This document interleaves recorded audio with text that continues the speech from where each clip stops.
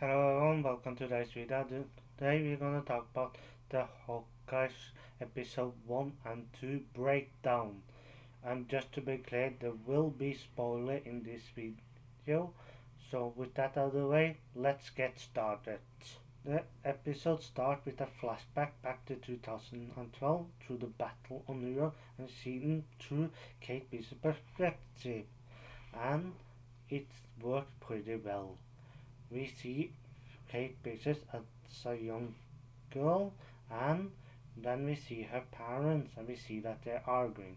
But that scene does is that it helps set up that one of them is going to die, and one of them may be a bit more questionable character. Some of you may ask, how does this set up our parents is going to die? But in almost every superhero movie or show, there's always one parent to die. Not always, but almost every time. And I feel like that's being set up here because of the argument. And when they find out that Kate is listening into them, her father goes up and talks to her, and we learn that he seems like a good person. He tells Kate that she shouldn't listen in to others' conversation, but he also confirms her or tells her that everything will be okay. Of course, we the news know that that won't be the case, and then we see the Battle of New York through Kate's perspective. It works, as I said earlier, pretty well, and the thing is, we see how she becomes so much fan of Hawkeye. She see because he saved her, and that is a little bit like how it happened in the comic. Not exactly, but again, in the comic, Clint Barton saved Kate Bishop, and in the MCU, Clint Barton saved Kate Bishop. So again, it's a little bit of the same, the way I see it, and it helped Kate set her path to become a hero. Then we hop over to a funeral scene that we find out that Kate's father has died, and Kate believes she has to protect her and her mother. Her mother, of course, confirms her that protecting them is her job, and that Kate should get everything she needed. And Kate says she needs a bow and arrow. Again, that helps set up that Kate is going to be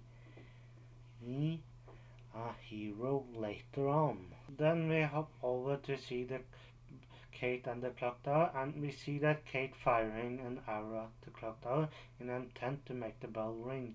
And I don't know if this is the luckiest shot ever, or the best shot ever, or the biggest unlock ever, because once she hits the clock tower, hits the bell, it actually make the bell collapse. And again, I don't know if it was lucky or if it was pure unluck. Most likely unluck. And this is a little bit of comedic moment for me. I really couldn't help but laugh a bit once that happened.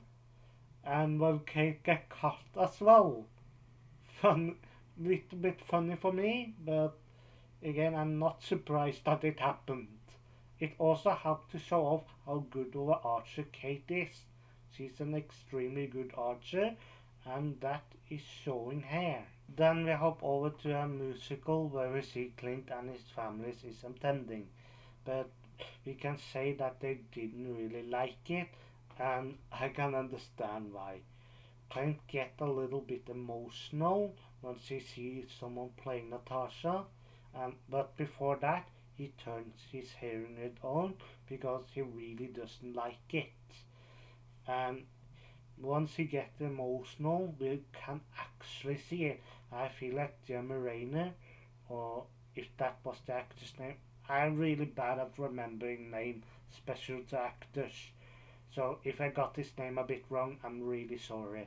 But again, if the actor, Jeremy Rayner, is really great at this, you can really see that this is getting to him. and there's his daughter that snap his out of it. And again, great acting in both parts, and Hawkeye tells her that he needs to go to the bathroom. And once Clint goes to the bathroom, we can see that someone has written on one of the toilets that Thanos was right. And again, if you didn't really saw it at once, then I understand. I almost missed it myself, but when I saw it, I really felt that this was a great throwback to Falcon and the Winter Soldier. And again, I really feel like this on a small Easter egg like this is a really great thing for the MCU. Once Clint is done there is someone to ask for his autograph, but Clint says not a great time. And this showed that even if you are a superhero, you still have the problem that everyone else has. And that is a really great thing. And also, I forgot to mention this earlier, but love the fact that Hawkeye's hearing red. We know that Hawkeye is deaf in the comic. Uh, uh, that Hawkeye has bad hearing. Sorry, I really forgot what that word is in English or how to pronounce it. I think I said deaf instead for deaf. So I'm really sorry. Yeah. But again, we see Hawkeye talk to his family, and they decide to leave the theater early, and understandably why. After that, we hop back into Kate, and we see her arrive home to her mother, and we can tell that her mother is really pissed about the clock tower. Of course, every parent would be pissed about that, and understandably. Kate asks how he can make it up to her, and she tells her she can start by wearing the red dress and that she has cancelled her credit card. That will play a little bit later, but again, we also meet the new character Jack, who is Swordsman in the Marvel comic. He has another name in the comic. I can't say his whole name because I really don't know how to pronounce it. So I'm just gonna call him Jack myself. And again, it seems like this doesn't sit well with Kate. And the thing is, Jack in the comic has a tendency to being more an anti-hero. He's been a villain and he's been a hero. And right now, I feel like he may be that. Maybe he's trying to be a not a complete villain, but one of the more questionable. That is what I think will be his character will be about. Not directly being evil, but a bit questionable. And I really hope that is the case.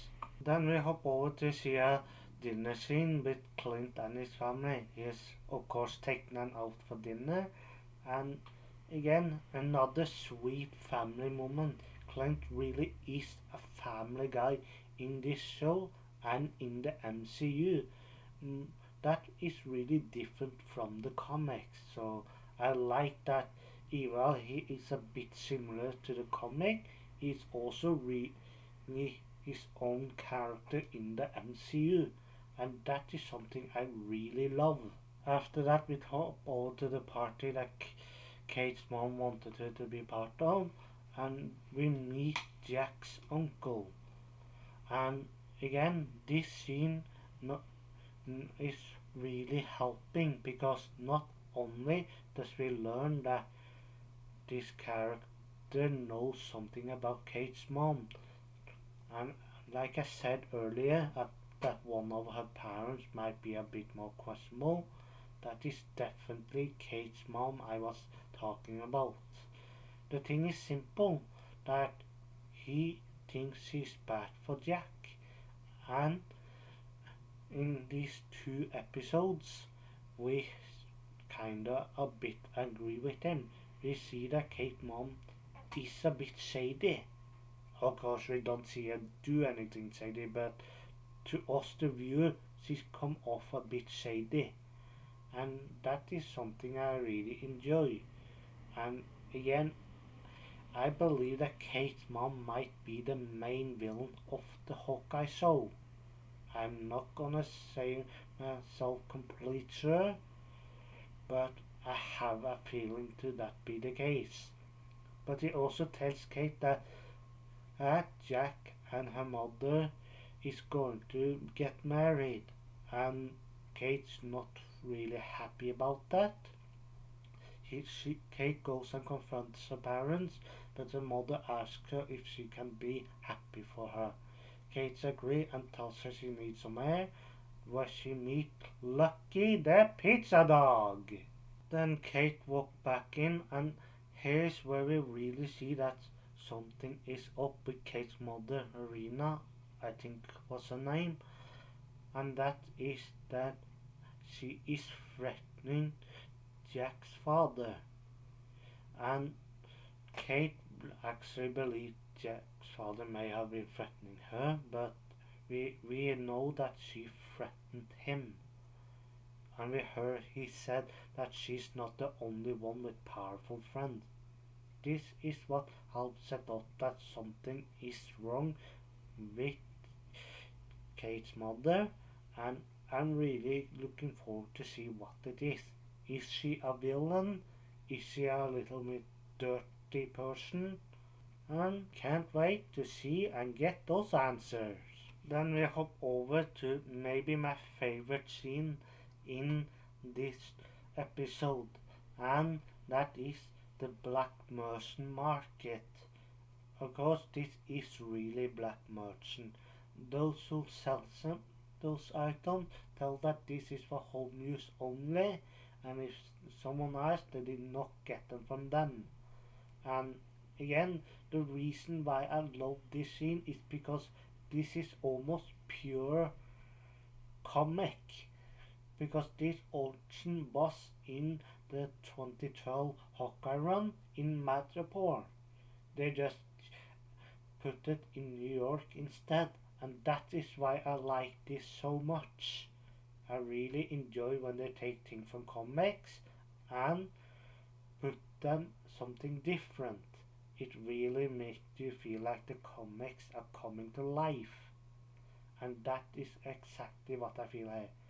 And it also helps set up someone I think will be a maybe not be the main villain, but at least be hinted at, and that is Wilson Fisk Kingpin. Now again, I don't think he will show up in the show, but I will believe that he will be hinted at, like he's already being hinted at right now. Another moment that made me like this even more is when they was going to sell the Ronin sword, and Jack's trying to buy. His father tells him that he doesn't have that money, but he makes a little joke and say, "I will one day," and that is another thing that set up that Jack may maybe be a bit of a villain. Again, I think it a bit too obvious, but considering that his father died in these episodes, I'm really not surprised if he is a villain. Again, a bit too obvious, but a little bit disappointing but if he turns out not to be a villain, or at least a bit more questionable character. And then we see the Tracksuit Mafia attack the auction, and this set up multiple things. First, Kate managed to get the Ronin suit. Second is that Jack managed to get the Ronin sword. And third, it helped set up an action sequence against Kate and the Tracksuit Mafia, and it showed that Kate is a really good fighter. Again, she was shown to have a few martial arts trophies, and she is a really good martial artist, and this scene helped set that up. Next, we see that and learn that the tracksuit master was after a watch, and we find the watch, and it stands Adventure Compound. Maybe it belonged to Iron Man, Captain America, or someone like that, but we know that the traffic mafia is after it. We see Kate finding him, fighting the ones who had the cock, and she actually gets help from Lucky, the pizza dog, who bite the guy in the leg, and Kate knocks him out. Again, it's not too impressive, but a small little thing, and an important detail. The traffic marshal is chasing Kate, and one of them does the dumbest thing imaginable and remove his mask. Again, it's set up that he's maybe not one of the brighter ones in the traffic mafia, and this scene really proves that. I don't actually remember which character he was supposed to be, and I don't really care. When you're that dumb and pull up a mask like that in public, then you're just dumb. And I don't have a picture of it, but not only does Clint watch on the TV and see someone running around as Ronan, but we also learn that Armand Duques, I think that was the name of Jack's father, the third, is dead. And again, that wasn't really surprising at all. And it was not surprising that Clint found out that someone has got the Ronin suit. And he knows that now he have to find them, get the suit, and try and save them. For he knows that those who has that suit will be in lots of danger.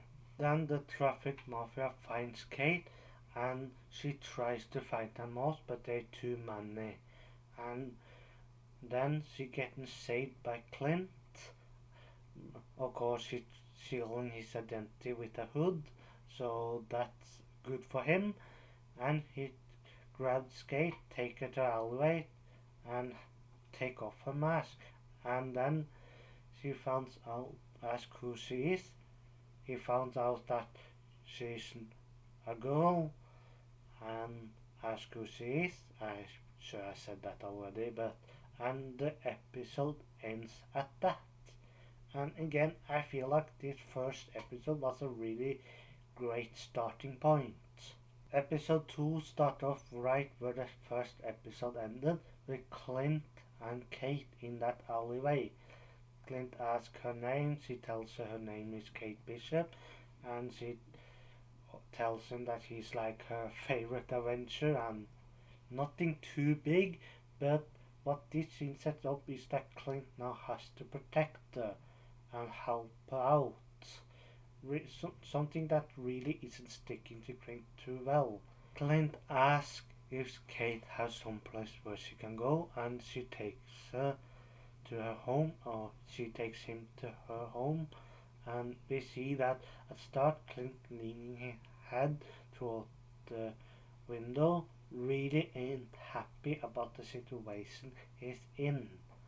And we see Lucky again, we see that Kate and her archery, her trophy and all that.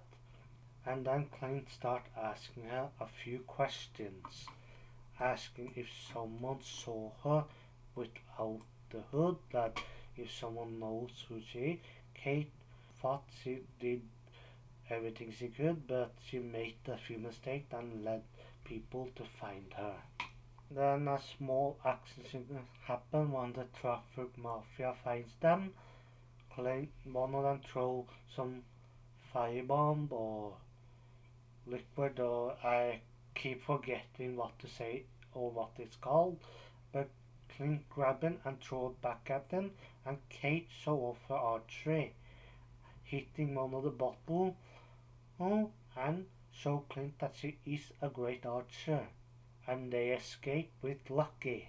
Then Clint and Kate run through a subway station, and Clint tells her that they are going to get supplies, and Kate is excited, believing they're going to the Adventure Mansion, but they're going to, what's the word on English?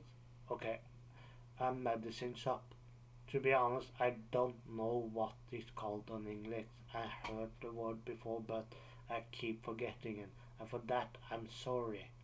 But they go to get supplies and medicine in, and and then they go to Kate and Maura Brandon.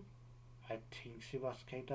To be honest, I forgot a little bit, so I'm sorry if my breakthrough is not as good as some others.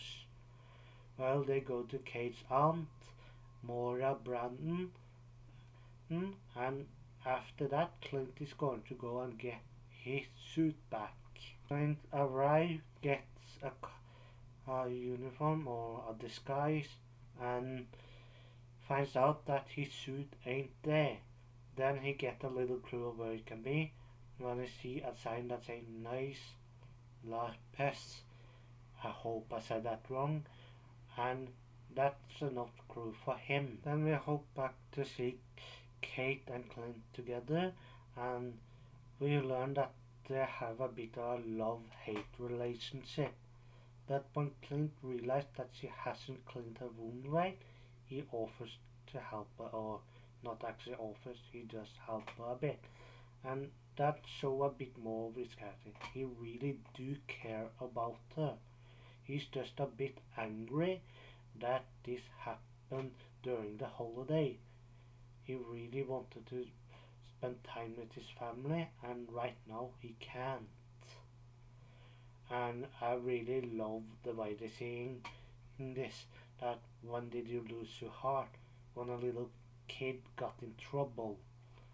We also see a quick scene with Clint and Lucky the pizza dog, and again that's a sweet scene because again I've seen the comic and I really love the way they portray this here.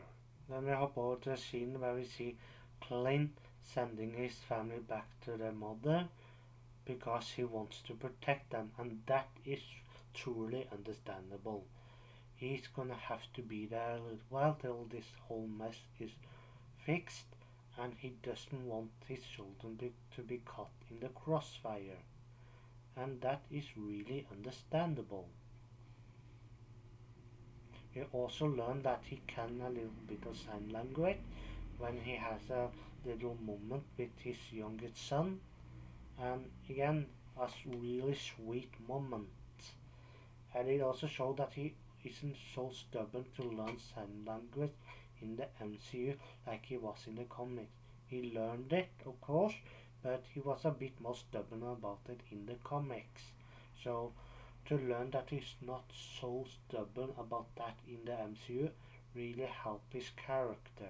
After that, Kate decided that her safest place would be at work, and that says something since he worked at a security company, and Clint escorted to that. I like the chemistry between the two characters on their way there. And again, we also find out how Clint lost his hearing. He's gone through a lot of explosion, a lot has happened to him, and is not surprised that his ears had taken a bit of a beating throughout that. So that he's lost his hearing now is actually pretty obvious and not surprised at all. And again, we also find out that Kate is evaluating him because she is questioning if he was the right person to look up to. And there is an old saying, never meet your hero. And I feel like that is a bit of what's going on here. Again, a great scene. I love the chemistry and the actors just doing a really well job. Then Kate goes to talk to her mother. Her mother knows about the fire. She ends up speaking a bit to Jack. She interrogates him a bit, and we also learn that Jack has bought a book about being a stepfather, which isn't sitting well with her. I'm not gonna talk much about this because this scene wasn't really that impressive for me. Then we hop over to Clint when he enters a carnival, a live action costume party, and again I didn't really enjoy this as well. I didn't enjoy it because I just didn't really enjoy the scene. I'm didn't feel like it was that well great done. It showed that Clint is a bit of a good character, but we already knew that. And when he lets the other guy win, showed that he's a good character. But again, we already knew that. And the thing is, he was just there for the shoot, and he could have gotten it with but just knocking the guy out. I feel like that would be a bit better for me because again, I like seeing that he's been shown as a good guy, but Clint Barton can also be a bit of a jerk, and I would like to see him being a bit of a jerk in the MCU, if, at least once he's really annoyed. Then we hop over to another scene where we hear Clint talking to his wife over the phone, saying that he misses her, and we also learn that there is a possibility for Kingpin to be involved, since Clint tells her that he doesn't know how far up he has to go to talk to the traffic mafia's leader. So it is possible that Kingpin is the leader, but that he has someone representing him. Because again, I said it earlier, I don't think Wilson Fisk will show up in the Hawkeye show. He will be teased probably, but I don't think he will show up. Then we hop over to see Kate having dinner with her mom and her fiance Jack, and again, Kate is trying to interrogate Jack a bit, but again, I think her mother sees through her, and when she learned that Jack also is a swordsman, she challenges him. They decide to have a little round with each other, and Jack lets her win every time. And Kate is angry and attacks him from behind to prove that he has something to hide. Then Eleanor getting a bit angry, I think that was her name, and her and Kate argue a bit. Kate says he's hiding something, but Kate's mom then says that people that snoop around often get hurt, and that's not just some scratches on the leg. And I really feel like she was threatening Kate there and then. I know she probably wasn't, but this is the first indication that she is maybe a villain. Eleanor showed up with some candy that was at his father's body after he was killed, and again that is I was small indication that he might be a bit of a villain, but it's really really obvious.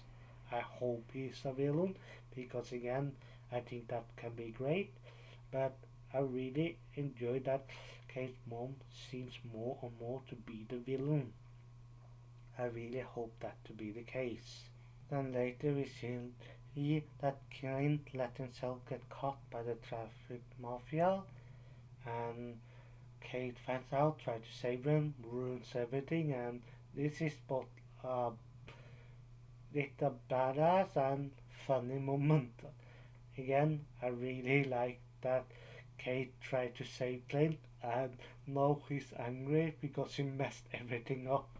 And then we introduced to Echo, who again in the comic is deaf, and she's proven that she's that in the Hawkeye show as well. Well, and she can feel vibration, I think, and she really know how to deal with her loss of hearing, and that is something. It's also that her character's introduction also points more toward Wilson Fisk being in the MCU. Again, probably not going to show up in the Hawkeye show, but for hopefully, with a hope that he will show up in the MCU, and I think it's pretty likely to happen. And that's it for this video. Do you like this video? Do you dislike this video? Let me know in the comment section down below, and if you like, share, subscribe. I'll see you guys next time!